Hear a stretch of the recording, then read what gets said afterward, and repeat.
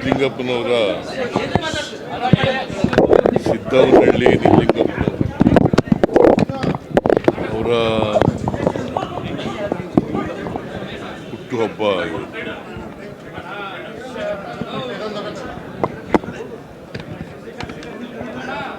ಅವರನ್ನ ಪ್ರತಿ ವರ್ಷ ಸರ್ಕಾರ ಸ್ಮರಿಸ್ಕೊಳ್ತಕ್ಕಂಥ ಕೆಲಸವನ್ನು ಮಾಡ್ತಾ ಇದ್ದಾರೆ. ನಿಜಲಿಂಗಪ್ಪನವರು ಒಬ್ಬ ದಕ್ಷ ಪ್ರಾಮಾಣಿಕ ವ್ಯಕ್ತಿ. ಕರ್ನಾಟಕ ರಾಜ್ಯದ ಮುಖ್ಯಮಂತ್ರಿಯಾಗಿದ್ದರು ಮತ್ತು AICC ಪ್ರೆಸಿಡೆಂಟ್ ಕೂಡ ಆಗಿದ್ದರು. ಅವರು ಅಖಂಡ AICC ಕಾಂಗ್ರೆಸ್ ವಿಭಜನೆ ಆಗೋದಕ್ಕಿಂತ ಮುಂಚಿತವಾಗಿ ಅಧ್ಯಕ್ಷರಾಗಿದ್ದರು. ಆಮೇಲೆ ಶ್ರೀಮತಿ ಇಂದಿರಾ ಗಾಂಧಿಯವ್ರಿಗೂ ಅವ್ರಿಗೂ ಭಿನ್ನಾಭಿಪ್ರಾಯಗಳು ಬಂದು ರಾಜಕೀಯದಲ್ಲಿ ಬೇರೆ ಬೇರೆ ಆದರು. ಇವರು ಸಂಸ್ಥಾ ಕಾಂಗ್ರೆಸ್ ಅಂತ ಅದರ ಅಧ್ಯಕ್ಷರಾದರು, ಆರ್ ಕಾಂಗ್ರೆಸ್ ಅಂತ ಹೇಳಿ, ಇಂದಿರಾ ಕಾಂಗ್ರೆಸ್ ಅಂತ ಹೇಳಿ ಅದು ಆಯಿತು. ಸೊ ಕರ್ನಾಟಕ ಕಂಡಂಥ ಅಪರೂಪದ ಒಬ್ಬ ರಾಜಕಾರಣಿ, ಕೊನೆಯವರೆಗೂ ಕೂಡ ಭಾಳ ಪ್ರಾಮಾಣಿಕ ವ್ಯಕ್ತಿ. ಯಾವಾಗಲೂ ಅವರು ಭೇಟಿಯಾದಾಗ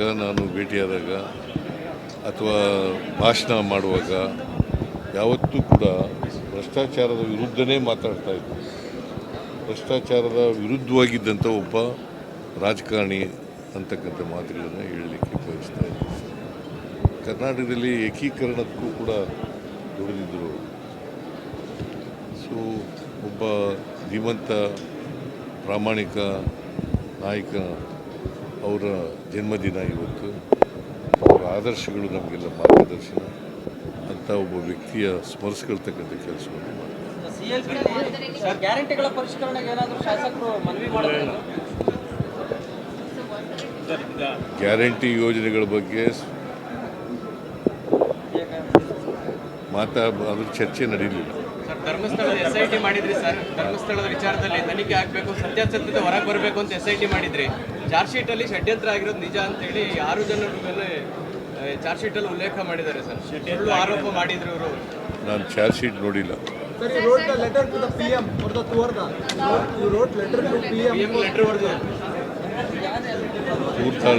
ತೂರ್ದಾಲ್ ಬಗ್ಗೆ ಲೆಟರ್ ಬರೆದಿದ್ದೀನಿ.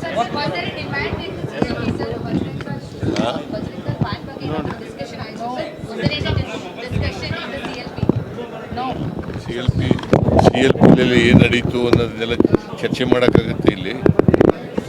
ನಿಮಗೆಲ್ಲ ಹೇಳೋಕ್ಕಾಗುತ್ತಾ?